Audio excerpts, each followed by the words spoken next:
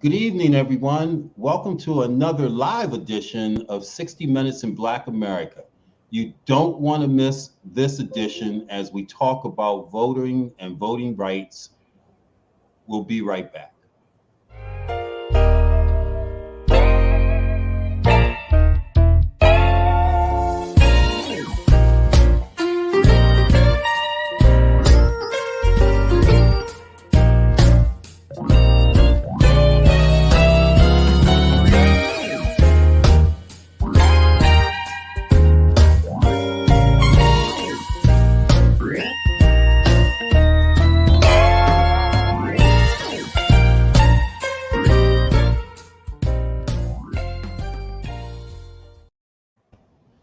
Welcome back, and thank you for joining us today for 60 Minutes in Black America. Today's show is going to focus mainly on voting and voting rights and the importance of midterm elections. We know that midterms determine who usually controls the House and the Senate, which usually controls whether legislation gets passed, particularly if the president in the White House isn't of the party of the House and the Senate. And this midterm is crucial. And how crucial is it? When you look at what has happened over the course of the past few days, the past couple of weeks, we're going to talk about a couple of those things. And namely, man, I don't know if you had a chance to watch the House hearings and the compelling information that was brought forward, particularly of our previous president. And the fact that most of those that testified this past week were Republicans, right? That talked about the atrocities that Donald Trump committed in the January 6th insurrection. Unbelievable that we had someone in the White House that was that much or that close to bringing the democracy of this country down. And then when you look at it, you look at the fact that our Supreme Court that made a lot of decisions related to the conservative party because it's very much party aligned. And you look at someone like Clarence Thomas that was very instrumental in much that happened versus Roe versus Wade, which we'll talk about in a minute. But before we get to that, let's acknowledge Supreme Court Justice Kenyatta Brown Jackson, who was sworn in this week as the Supreme Court Justice, the first Black female Supreme Court Justice. So kudos to her. Born in Washington, D.C., went to Harvard University, and just a consummate jurist that was finally appointed representing Black women. So does she become the alter ego to someone? There's Clarence Thomas, right? Who was the second appointed Black Supreme Court Justice. And this character up here of Clarence Thomas is a character, but it is a bit of truth to it as you heard some of the remarks after the Roe versus Wade opinion that was handed down by the court from Clarence Thomas, speaking of some of the other areas that should be looked at and rolled back from abortion, which has been rolled back, Roe versus Wade. And I have to tell you, whether you're pro and pro-life, I believe that women should have a choice in deciding, what they do with their body. But I think when you look at the fact that many of the abortions committed in this country, 23 of every 1,000 is a Black woman, 11 out of every 1,000 is Hispanic, and 6 out of every 1,000 is a white woman, that in our community, when you look at this precious baby, and it's one thing that you can be certain of, those that have voiced an opinion for abortions were not aborted. And is there something in that picture where here we're speaking of something and not giving someone a right to live? So maybe there's education in our communities, maybe there's better health care, so we make better decisions when we find ourselves in this situation. But we have to be cognizant of both sides. And what do we do in our Black communities to better ensure that our women are educated and have the proper health, and our infant mortality rates are down, significantly, so that our Black kids can continue to grow, live, and thrive. But Clarence talked about a multitude of things, and here last month was Pride Month all month long, and June was all month long. And who is to say who someone is to love? Well, Clarence Thomas believes that marriage should be between a man and a woman, and we're in a position where this court has a capacity to make that decision. And so we'll talk about in a bit how your votes are absolutely critical to decide who it is that sits in the seats in the House and in the Senate that ultimately pick those on the courts around the country. And here's another area that we had an issue with this past month, and that was the fact that in New York City, the Supreme Court said they struck down the law that said that you could conceal and carry, so that every citizen has a right, as far as they're concerned, to carry a concealed weapon. We know that weapons are a serious issue in this country. Mass murders almost every day. Uvalde was the latest example of this. And so where are we going when the entire country is strapped with weapons and there's a degree of lawlessness on the street? And this is the decision that was handed down by the Supreme Court. So how they interpret the Second Amendment, not sure. But I know that we have to be, as a community, more well versed on what's happening in the not only criminal justice system, but also in the legislative process to ensure that we're putting people in office that understand the consequences in our community. And then we go to someone, that had a terrible week, and R. Kelly. And I got to tell you, maybe this is an abortion right here. Maybe this is a guy that, if he had been aborted, because, the atrocities that he committed against these young girls that he was with is unfathomable. And maybe an AK-47, someone like that, and, being a bit exaggerated in that. But R. Kelly had a bad week for him, great week for us, because, justice was served, in the R. Kelly case. And then, what is this week? This is what? This is the 4th of July. Tomorrow's the 4th of July, but this is Independence Week or Independence Day tomorrow. And in our community, what does this mean?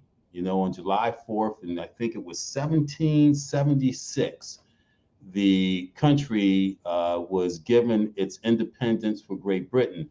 But in our community, we have to remember that we were still enslaved.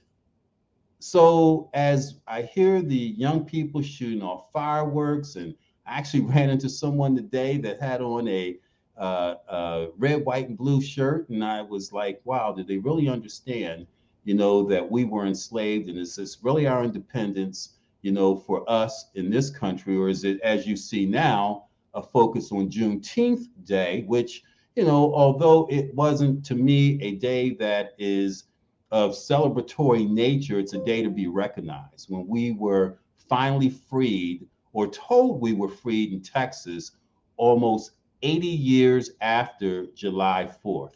So, as we look and get our information, it's important that we discern properly what's important. July 4th, which, and believe me, I agree. I love this country. I love the fact that this country is one that allows us to voice our concerns. And besides the fact, our forefathers contributed over $300 billion, translated to almost $1.2 trillion in free labor to build this country. So we have a right to insist and to continue to insist that we are treated equally and we are given every opportunity to be successful in this country. And then where do we go next? To the economy. The economy is absolutely off the hook. We talk about, at least comparatively speaking, in the United States, we talk about gas prices, right?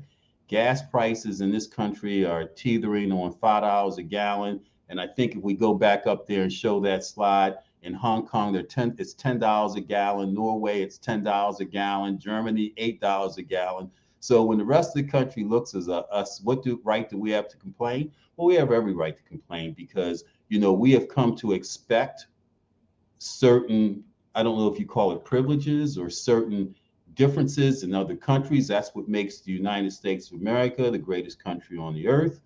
And so our $5 of gas compared to some of the other countries, hey, maybe we shouldn't complain much, but we are and we do. But just indicative of the issues that we're having from an economic perspective. And we know in communities of color that even translate into more difficulty. So as we wind down on this monologue, and the next slide shows next week I am out. Wow, this is Jasmine Pollock. Jasmine is one of our producers, a student, and she'll hear a little bit more about her a little later, who is going to be hosting 60 Minutes in Black America next week. This is not my show. This is our show. 60 Minutes in Black America is our show to continue to talk about the issues in our community, comparatively speaking. So Jasmine, and I'm excited, Jasmine is going to be bringing her sports show in here as we talk about issues and talk about celebrations in sports around this country, around the world that are relative to our community. So I'm looking forward to introducing you to Jasmine a bit later. But let's get ready to start this conversation today about voting rights. And what you see here now is Beverly Cooper Wiele on the left side to Stacey Abrams, who is running for governor. Right now, she is slightly in the lead in the polls in Georgia and could be the third or fourth elected Black governor in these United States. We've only had two, Wilder in Virginia and Patrick in Massachusetts are the only two elected Black governors in these United States in 146 years. Stacey Abrams has a chance to be the third. Westmore may be the fourth, and Baltimore and Maryland, or maybe they'll, both be third and fourth, whatever. But we have that chance. And so Beverly is going to educate us as to what's happening around the country and where the important issues are and how we register to vote, how we need to vote. And that's why it's so important that we listen to shows like this. It's not exciting. You're not going to hear about the atrocious issues in the community, and we're not going to be, singing Independence Day songs, but we're going to be talking about information that's important for you to spread and show to our young people, particularly about why it is so important to understand elections, voting, the voting process. And we're also going to be playing for the third time a clip by Yellow Pain, which to me is the most educational clip out there to really break it down, explain the judicial process, the legislative process, and the importance of the vote, particularly in the Black community. So let's bring Beverly into the stream. Beverly, how you doing today? How are you? It is so good to see you. Happy birthday. I know you had a birthday earlier this week, right? I did. I'm not going to ask you how old you are because I know you're not a day over like 34, 35, something. I'll cop to 49, and that's as far as I'm going. Hey, well, listen, you would fit 49 well, even though I know it's not there. And also happy anniversary to you and your husband as well. So I know it's hopefully been a very good week for you. And I really appreciate you joining us today, to talk again about voters' rights. This is the third time you have set a record on 60 Minutes in Black America. You're the only repeat guest that we've had, right? Because the information that you bring to the table, when we talk about the right to vote, and with Martin Luther King, Frederick Douglass, we can go back in history, the blood that was shed in this country for our ability to have the right to vote. The information that you bring to the table and the advocacy you bring across the country is absolutely crucial. So let's kick it off. Let's talk about voting and what's happening in America relative to the vote and elections. Okay, well, I want to start off with what you talked about first. You talked about the incredible January 6 hearings that we're watching. My husband and I have watched every moment, and we made popcorn. And the installation of Judge Ketanji Brown Jackson to the Supreme Court. You understand that none of these would be happening if we didn't have a Democratic House and Senate right now. We would not be getting January 6 hearings because the Republicans would never allow such a thing. And you would definitely not have Judge Jackson, because you saw what a terrible time the Republicans gave her during her confirmation hearings. Like, compare that to Brett Kavanaugh's. He yelled, he screamed, he wagged like a baby, and he got confirmed with absolutely no problem. If a Black confirmand had acted like that, trust me, they wouldn't be on the court. So the first things that you mentioned are very important.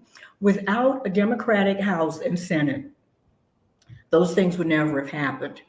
Now, there are people who say, oh, the Democrats don't do enough because they have a majority. No, they don't have a majority. The Senate is tied 50-50. That means that any time a Democrat goes over to vote on the Republican side, we're done. It only takes one.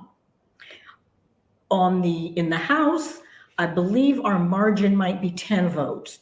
That means any 5 votes, or in the midterms, any 5 seats means that we lose our majority. We cannot afford to do that. You see what the Republicans do when they have the reins. We cannot let them get it back. We've got to vote. So let me ask you, Beverly, in a perfect world, in your opinion, because it isn't mine, in a perfect world, would all Blacks be Democratic? In a perfect world, we have 2 parties that made sense. Currently, in a perfect world, if you're Black, it makes sense to be Democratic, because I think you should have seen since at least Nixon's election in 1968, what it is the Republicans are willing to do to you rather than to do for you. So in my perfect world, every person who's Black would get out and vote for Democrats. You can't say, oh, they don't do anything for me, if you don't put them in office. If they're not in office, they can't do anything for you.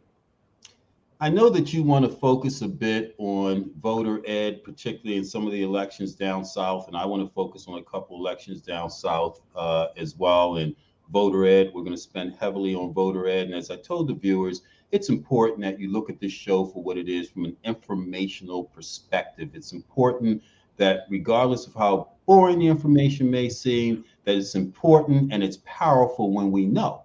Because what we are shown most of the time and what we aren't shown is based on how we react to things. And when we don't know something, normally it doesn't go well. So having someone like Beverly today and this conversation on voting and voting rights and information that's important for us to spread in our community, because we know that the Democrats depend heavily. Matter of fact, usually without the Black vote, Democrats find it very difficult in heavily populated Black demographic areas to be elected. Okay. But when you go back to the Emancipation Proclamation, that was done by, I believe, Abraham Lincoln, and he was a Republican. Yes. He was a Republican, right? Yes. And so there have been some things, because you have some Black Republicans in this country that would push back. We could talk about Scott in South Carolina. You can talk about Herschel Walker in Georgia in terms of what the Democrats have done. And then you can probably talk about Clarence Thomas, but we've done talked about Clarence Thomas. I mean, okay, such a disappointment there. Maybe I'm not. Yeah, yes, such a disappointment. But let's play a bit of advocate devils here today and talk about why the Republican Party isn't a party of choice for Blacks, and what our agenda should be today in your estimation. Okay, well, Abraham Lincoln was a Republican president. He was the first Republican president. And yes, he did put forward the Emancipation Proclamation. That was a long time ago, when Republicans were the so-called liberal party and were friendlier to people of color. You recall that after the Civil War, there was the period in U.S. history called Reconstruction. In 1868, I believe the 15th Amendment was passed, which gave everyone the right to vote. Well, during Reconstruction, when Southern Democrats, I'm going to call them the bad guys, were repressed and didn't have as much power, we actually got Black elected officials who were Republicans.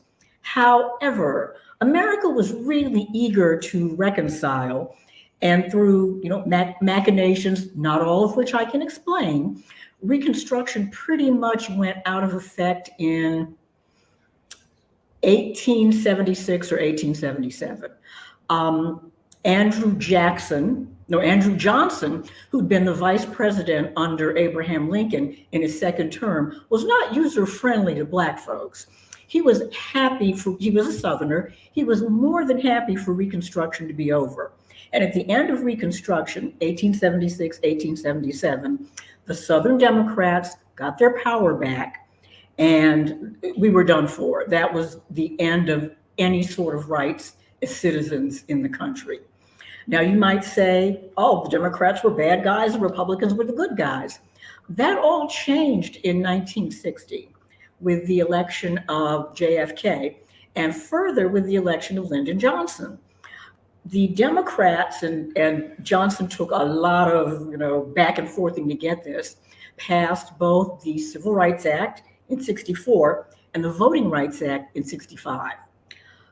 At that point, Southern Democrats, also known as the Dixiecrats, became Republicans in the South. And what used to be a solid Democratic South became a solid Republican, anti-Black South.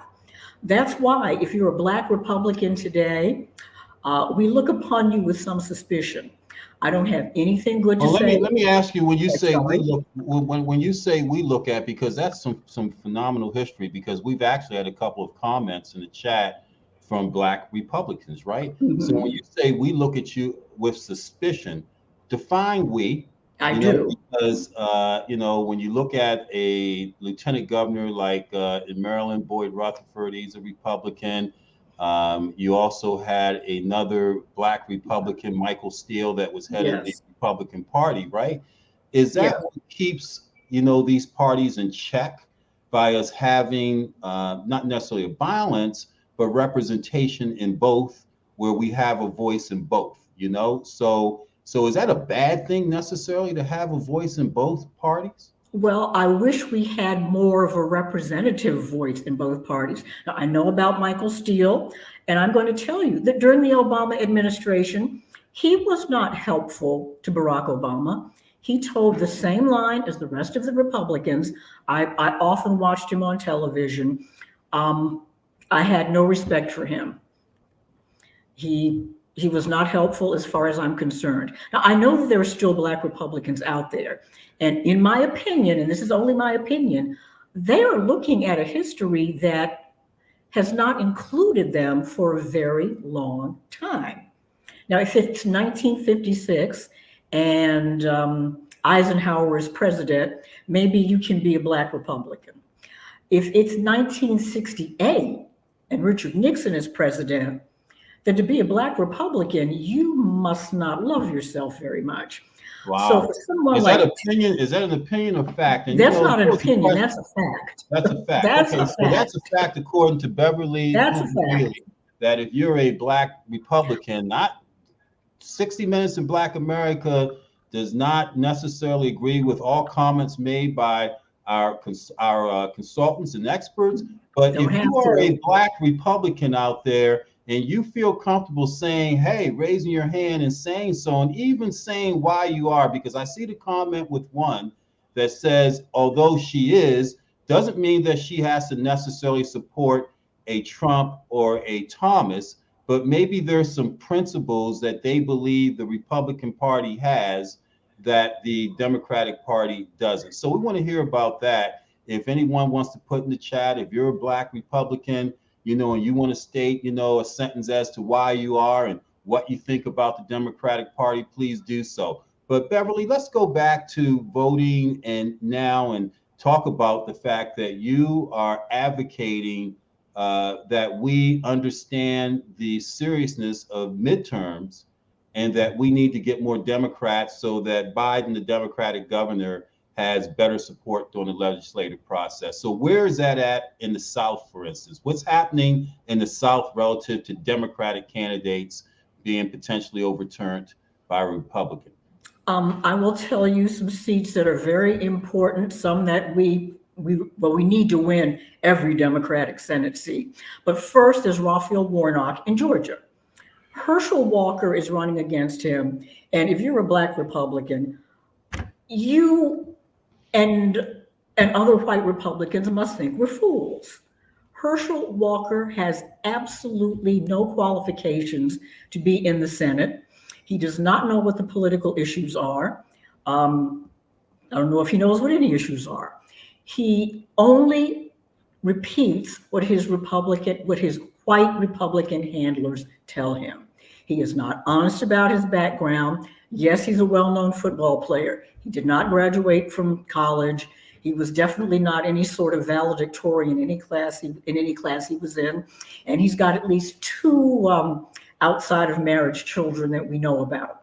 I saw a Black commentator say, "Happy Father's Day," especially to Herschel Walker.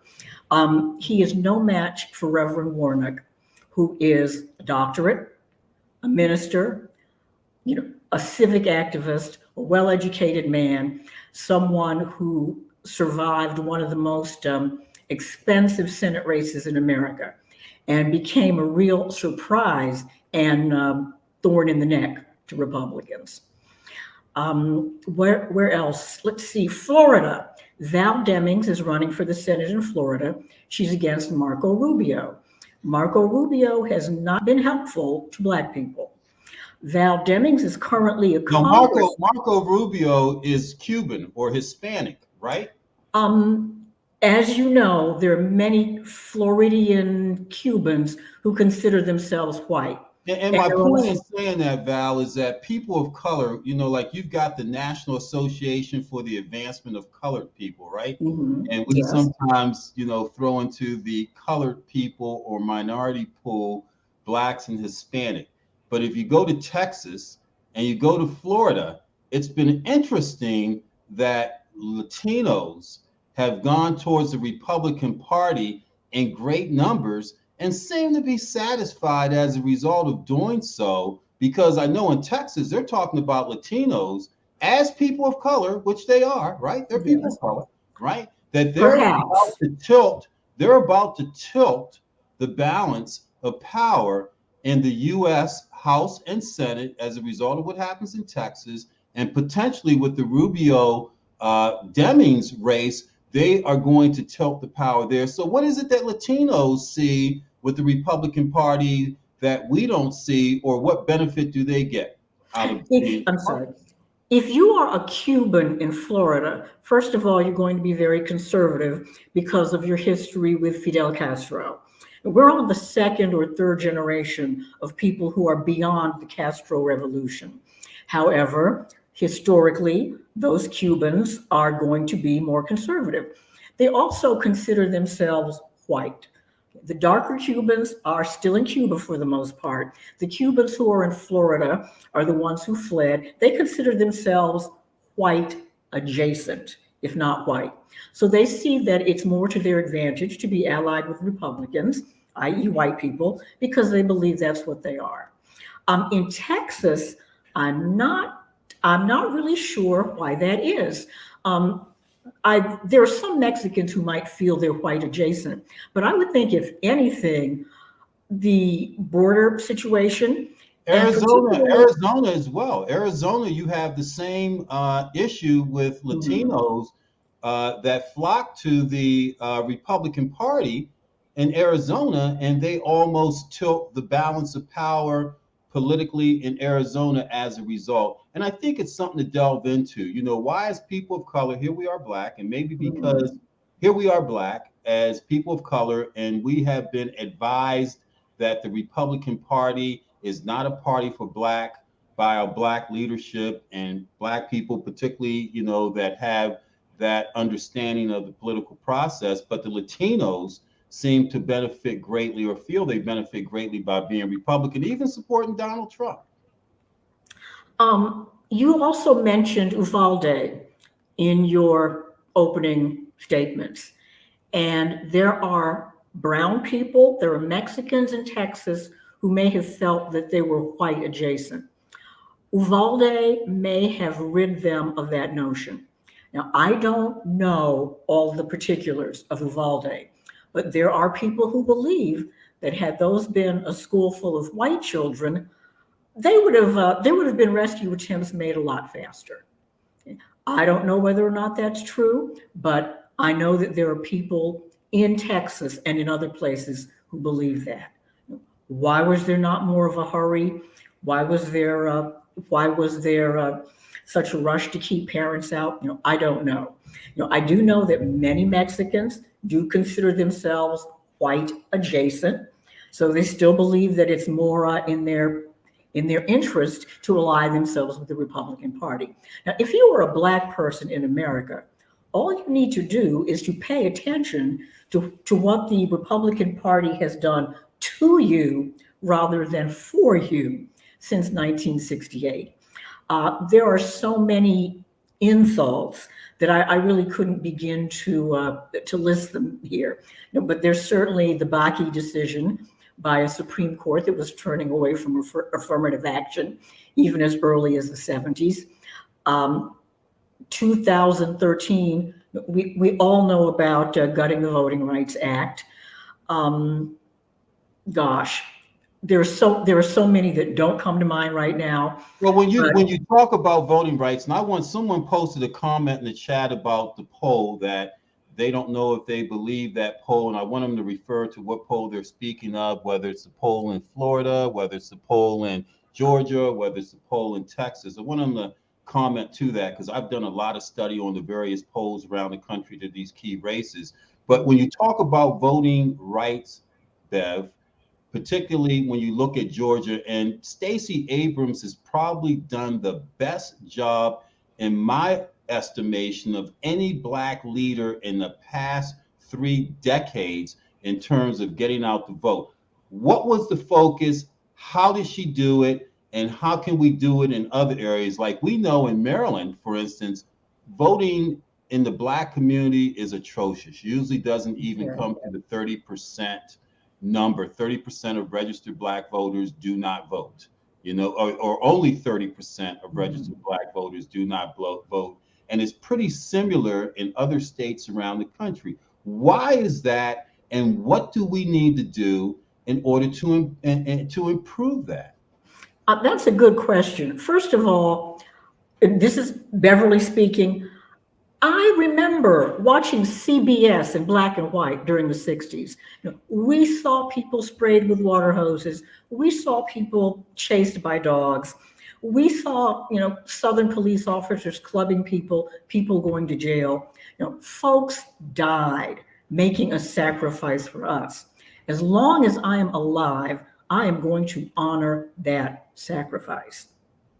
Someone who doesn't know me did something for my benefit. I am always going to take advantage of that, if for no other reason than to honor their sacrifice. Again, there may be people who are afraid of voting for whatever reason. There are people who simply need to be more. Do you think it's because that we don't see the results? 2 elected Black governors in this country in 146 years. How many Blacks do we have in the Senate right now? 1? We have 1, and that's Tim Scott.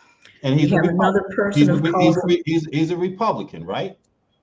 Tim Scott is a Republican in South Carolina, right? Because Republicans can prop him up and say, you see, we have a Black person. We're not racist. Yeah, I appreciate that. But, the point of it is it because, with the exception of our urban cities, which to a degree deteriorate, that we don't see the benefits? We saw it with Barack Obama.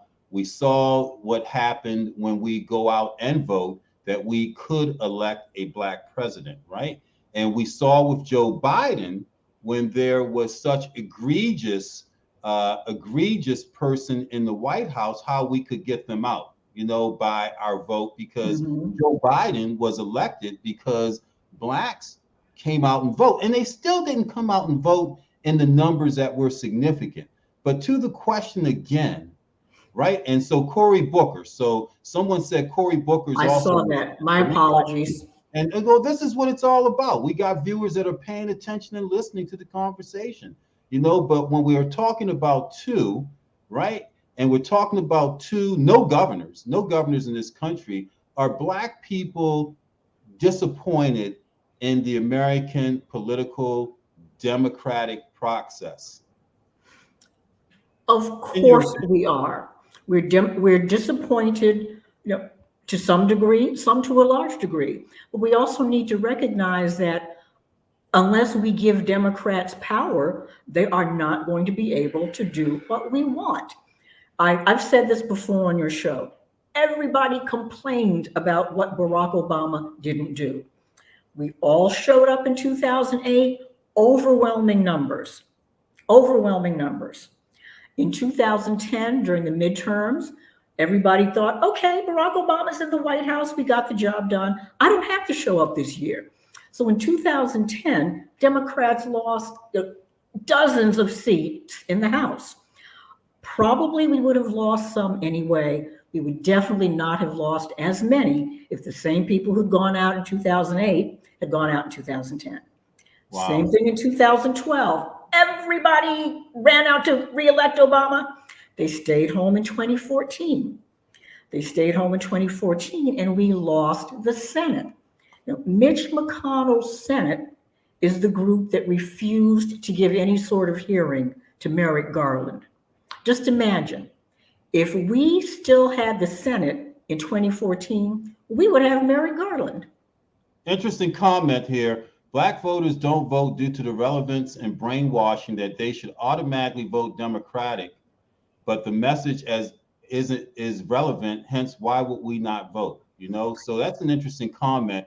And to the point, as you mentioned, the midterm with Obama and the midterm with Biden. Although there was a comment up previously talking about Joe Biden's midterm and his lack, even with, and we can talk super majorities, we can talk 50-50. It doesn't make a difference. People expect to what Joe Biden, who knew the circumstances when he was running for office and subsequently elected, and the promises he's made, black people apparently are very disappointed in his performance, particularly with the black agenda.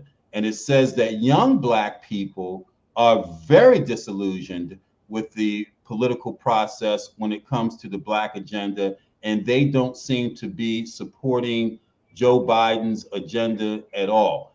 Now, how do we inspire them to understand the importance of potentially a Trump or a DeSantis from Florida coming onto the scene in 2026, I believe it is, because if they feel as though their vote doesn't matter, and we're going to get to a yellow paint tape later. Yes. That shows about the importance of voting. And I urge the voters, I've seen this 4 times.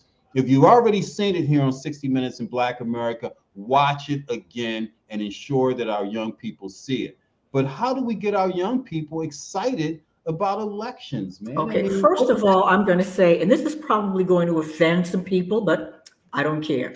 You need to learn how to count. If you don't like Joe Biden's agenda, let me remind you one more time. The U.S. Senate is 50-50. That means 50 Democratic votes, 50 Republican votes. That's a tie. If there is a 50-50, Kamala Harris comes in to break the tie. We presume she's a reliable Democrat. If even one Democrat crosses over to the Republican side, that's it. We lose. Joe Biden. Are you talking about Mannequin from West Virginia? Manchin and Sinema, from yes. Arizona. So being a Democrat doesn't necessarily, because even they don't support the Democratic agenda to make it so that Kamala Harris can break a tie in the event that there is one. So we have some issues within the Democratic Party. Well, you know what I like to say?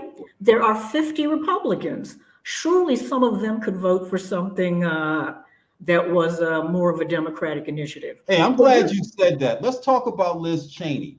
Let's talk about Liz Cheney for a minute. okay. So we want to support Democrats across the country and ensure that we get the vote out to get the Democratic agenda across.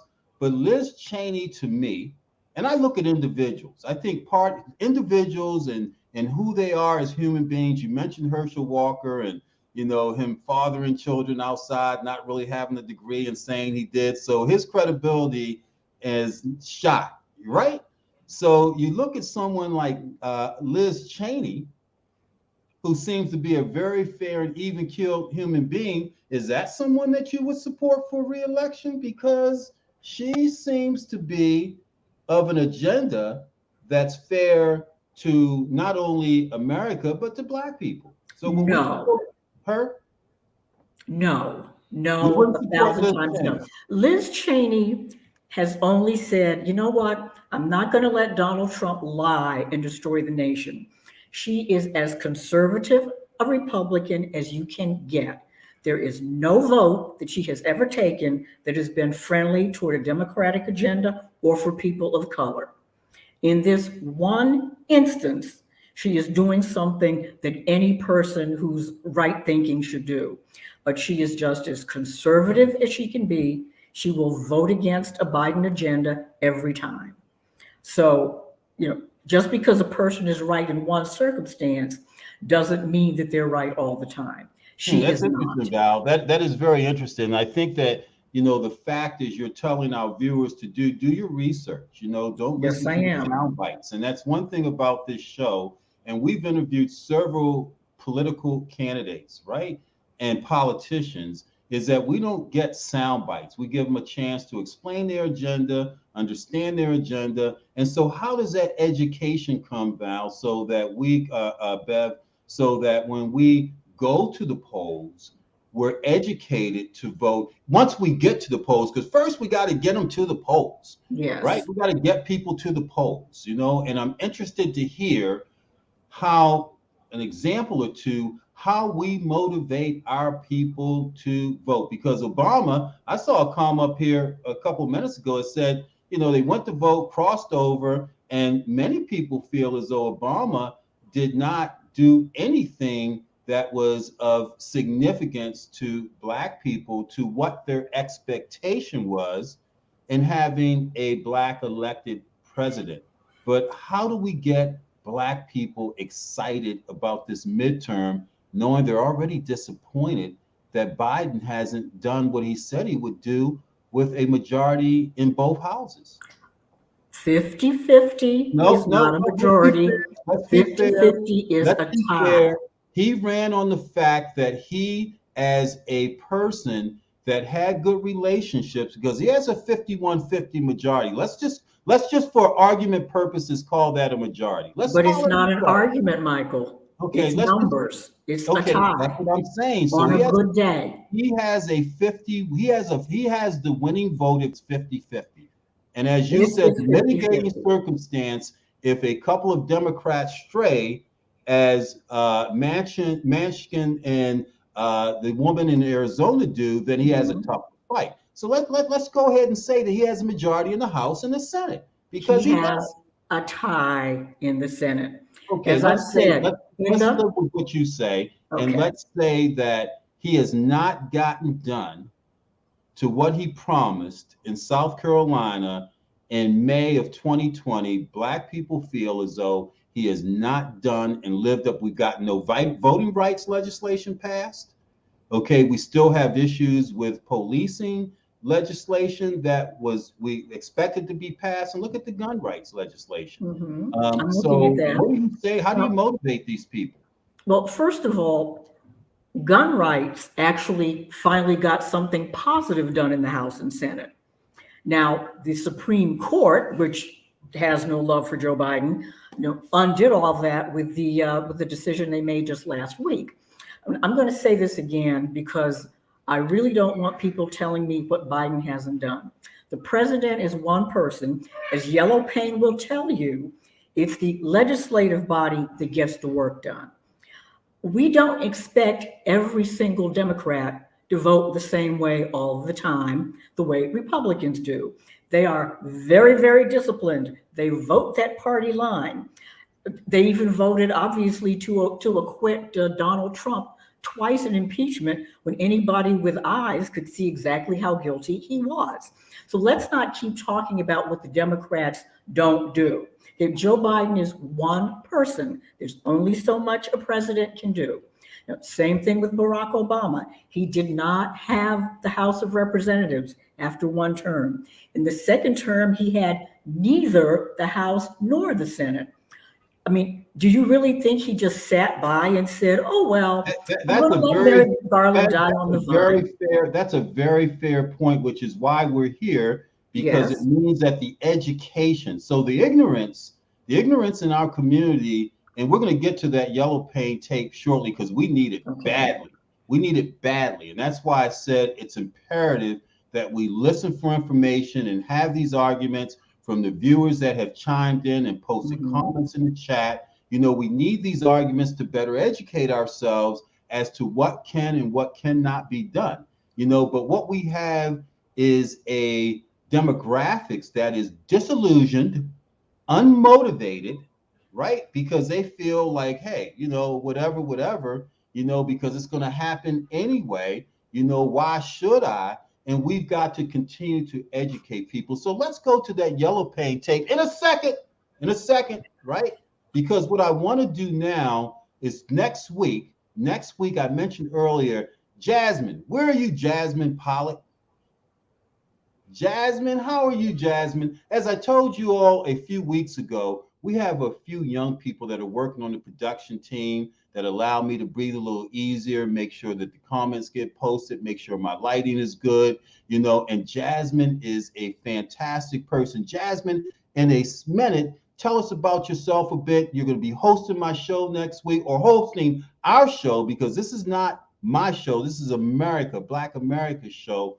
Tell us a bit about yourself and what the show is going to center on next week. They got you on mute.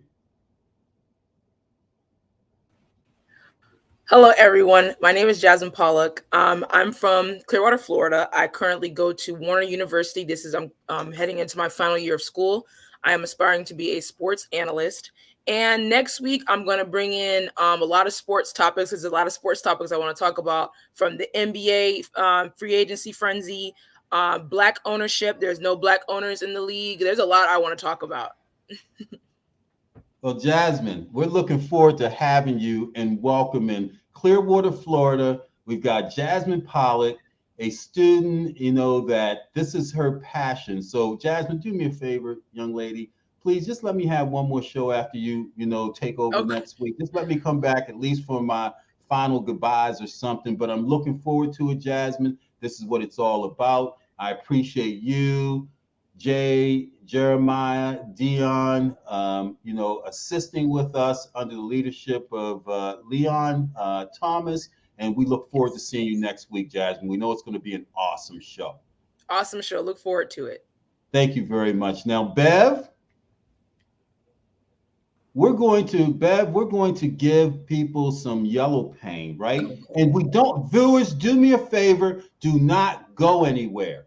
You need to see this. We're going to play you 3 minutes of yellow paint explaining to young people why they need to vote. And then we're going to come back with some final comments, talk a bit about Pennsylvania, talk a bit about the Michigan elections, because we have huge majorities in those two states, or huge populations in those two states. And we got to figure out how to motivate our people to get to the polls. So let's go ahead and play yellow paint for the people. Enough electoral votes, more than 270, more than enough to become the 44th president of the United States. He will be the first African-American president of the United States. I've been broke all my life, but I kept hope all them nights. You see business in my city? Yeah, they closed all them twice. I was just riding down Salem, all them damn potholes I can't drive. I know y'all can fix it faster, but I know y'all won't try. Don't nobody care about us, and that's why I don't vote. Voted for Obama back in 2012. I remember that's when I had hope. He was saying, yes, we can. And everybody got less food stamps. And when I turned 21, I was still broke. I'd never vote again. I don't think I ever had a president make my my life better. Did it all on my own, ain't no politician ever do a nice gesture. I don't even know the mayor's name, I ain't never seen her one time ever. Tell me how she gon' help the city. What I'm supposed to do, write letters? What I'm supposed to do, blame Trump? He ain't never really gave a ain't nobody raised minimum wage. None of these jobs pay enough. I think they just wanna keep us broke, cause they ain't putting nothing in place for us. This how all my people feel, but we gotta learn. We complained enough, let me change it up. Everything I just said, everybody I know think the same way. See, they don't wanna see us vote, and we never do, so we see the same thing. But all our votes really do count, and they'll never really let it show. So now I'm finna break it down, cause if I don't, you would probably never know. First thing first, you know back in middle school when they taught us, it was 3 branches of the government. We forgot it when we got older. It's the judicial, the legislative, and executive. But all we know is the executive. That's the mayor, or the governor, and the president. Now none of them 3 people make no laws, they just be checking them. The laws come to their desk and all they do is say no or yes to it. So when the news station tried to tell us that Barack Obama couldn't put us on, we was all salty at Obama when it was the Congress members all along. We gotta focus on the legislative branch, yeah, they the ones that make the laws. Yeah, they the ones write how much food stamp money you get on the card. But when people that wanted to help us wanted the job, I know they probably lost. Cause we ain't even know their name, we ain't know their face, we ain't know it all. So the Congress or the State House, that's legislative, they make laws. So what we want from the president is what they do, okay y'all? See, they election every 2 years, but we don't ever even go to those. The Congress, they can raise minimum wage, but we ain't even really know it though. So you know how back in 08, when we all voted for Obama, we was all supposed to go back in 2010 and vote for the Congress. Cause they the ones make child support laws, they the ones choose if your kids at school get to eat steak or corn dogs. The State House make the court costs. So if the country failed, then you can't say it's them, it's your fault. Cause y'all ain't know to vote for Congress members that was for y'all. And they don't gotta leave after 4 years, and we just let them sit. See, they don't wanna tell you this, they want you to focus on the president. Now the 3rd branch is the judicial, that's judges. They the reason why John Crawford and Trayvon ain't had justice. So when Meek Mill got locked up just for popping willies, we blame the judge and not the city when they let her get voted in, cause they ain't know who to vote against. Imagine life on the other side. Roads better, schools better, everybody get their license back, grocery store food better, custody of your kids back, homeless people get new shelters. If we gon' fix the U.S., we gotta start with them 2 letters, me and you. Somebody told us that the government wanna keep us broke, but the only reason why those people in the government is cause we ain't vote. And I ain't talking about the president, I'm talking about the ones we ain't know. See, they was gonna try to keep it low, but it's gonna hurt them when they see the pros. Every time you stay home, someone is making a decision about you, making decisions about the air you breathe, the water you drink, the food your kids eat, and how much money you bring home every 2 weeks. So every time you sit out an election, every time you don't show up because you think it doesn't matter, someone else is happy that you didn't show up, so they can make that decision for you. Vote. Hey, powerful video, powerful video, Bev. You and I believe that. So we've got 8 minutes left, Bev, in this, and here you go. It's okay. I've got a lot to say. Let's talk about Pennsylvania, where they got Philly, and let's talk about Michigan, where they got Detroit, right? Okay. And let's talk about how important those 2 states are to the country and how we can get the constituents in our communities to vote. It's all yours, Bev. Okay, well, the first thing I'm going to do is say, if you're watching this, you're most likely Black. No matter where you live now, we began our journey here in the South. There were more Africans bought and sold in Charleston, South Carolina, than anywhere else in the country. So no matter where we are now, we all have relatives in the South. Now, I know that you are going to have a family reunion. You're going to have one somewhere in the South with a lot of people in your family. Now, since I also have Black family reunions, I know you're going to have a talent show. I know you're going to have a scavenger hunt. And I know you're going to have some sort of memorial or worship service for ancestors. I want you to have a talk about why it's important to vote, especially in the South. We have Sherry Beasley in North Carolina running for Senate. Black North Carolinians, get out there. Val Demings running for the Senate in in Florida. She could beat Marco Rubio if you turn out. Please don't say you can't, because you voted in 2008. Who else am I thinking of? Oh, Raphael Warnock in Florida. in Georgia. Now I'm going to talk about two people you never heard of in your life. In New Hampshire, there's a woman named Maggie Hassan. She won her last race by 1,017 votes. You don't have to care who she is. All you need to know is she needs your help to stay in the Senate. Because if we get more votes, 51, 52, then we don't have to depend on Manchin and Sinema. We'll actually have a real working majority. So when you go to your family reunion, I want you to talk to all of your family members who live in the South. When you're getting your playlist together, get your family DJ to add Georgia on My Mind and show everybody the Yellow Pain video, because he explains it much more nicely than I can. Wow. The other thing I want people to do, please register to vote. Go on the web, just punch in how to vote in my state. You can get directions from the National Archives. You can get directions from the National Council of State Secretaries. You can get a lot of information on exactly what you need to do to vote.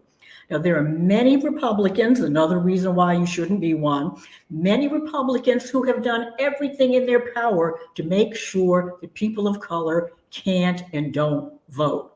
Therefore, you need to make sure that you are satisfying every requirement in your state, both to make sure you're registered and to make sure you can vote. Now, I'm going to make an enemy here. If you knew a tax refund was due you, you'd be checking pretty much every week until it got there. If you're registered to vote, that's worth more than any tax refund. I want you to keep checking to make sure that you are on the rolls. Check to make sure you know your polling place. Get somebody to help you. Fill out, learn the techniques for filling in absentee ballots and certifying them in a group. You can all do it together. You don't have to have questions that don't get asked. The other thing I'd like for you to do, Michael, is would you please put up forcemultiplierus.org on your screen? We not only support candidates for the House and Senate, but we also support many voter empowerment groups, a lot of whom are in the South. You can go on that website, you can look up those voter empowerment groups, you can see exactly how they can help you and how you can help them. As I said, if you voted in 2008, there is nothing that's stopping you from voting in 2022. And again, I'm going to make some enemies. If I told you there was $1,000 waiting for you after your ballot was in successfully, you would find a way to get that ballot in. So again, your freedom, your future is worth more than any amount of money someone can promise you. It's that important. And because we didn't do what we should have done in 2016, that's how we got 3 Republican-appointed Supreme Court justices, none of whom should be there, and how we've gotten decisions these past couple of weeks that harm us rather than hurt us. So do what Yellow Pain says. Do what I ask you. I'm asking nicely, but register, talk to your friends and family, pay attention to races that have nothing to do with you, because they do have something to do with you. They're another vote in your favor. They're another vote to give Democrats a majority. Please do it. Fantastic. Hey, Bev, I really appreciate your comments, and you're absolutely right. You know, Stacey Abrams has figured out the way to vote. This is not a very exciting thing, but it should be. It should be. You mentioned New Hampshire. You're in Boston. I'm in Maryland. Jasmine's in Clearwater, Florida. Mm-hmm. We have someone in Georgia. So it doesn't make a difference, but we have to support. And I put in, if the production team can put Force Multiplier, the website up there, so that people can see it. And what they're talking about from Force Multiplier is that collectively, be it our dollars supporting other areas and other jurisdictions, because we may have Maryland, but we need New Hampshire, we need Arizona in order to have a majority, if that's what you believe the Democratic Party needs. And what we want to do in the future is to come back, Bev, and have conversation about democracy and whether that equates to the Democratic Party, because it seems like there's two different terminologies there, but we misconstrue the word democracy for Democratic Party, which I to this day have not seen that there's a correlation there. But we need to get people understanding Republican, Democrat, because we have to respect everyone's wishes, everyone's desire. We have some Black Republicans in the room. It'd be interesting to hear what they feel the perspective is of the Democratic Party and the Democrats, as we've heard Bev talk about what, their concerns are with the Republican Party, because at the end of the day, this is still the United States of America, no matter how ununited we may think or feel. Even on the day before July 4th, Independence Day, when this country received its independence from England with slavery in place at that time. So we've got to figure out a lot of things in this country, and we can do so as a people. But first, we've got to understand the importance as a people and a demographic for Black people having the right leadership, as Yellow Pain said, in place to support our rights and what's fair and equal for us as a people, because we know it's not fair and equal, because at one point we were slaves, not very long ago, barely 3 generations ago. And voting is the key to ensuring that Black lives matter. Thank you so much, Bev, for joining us today. Thank each of you viewers for viewing in on another episode of 60 Minutes in Black America. And please, please, please, I command you to support Jasmine as she comes out next week on 60 Minutes in Black America, and we'll be talking all things sports. Have a great week and good night. Good night.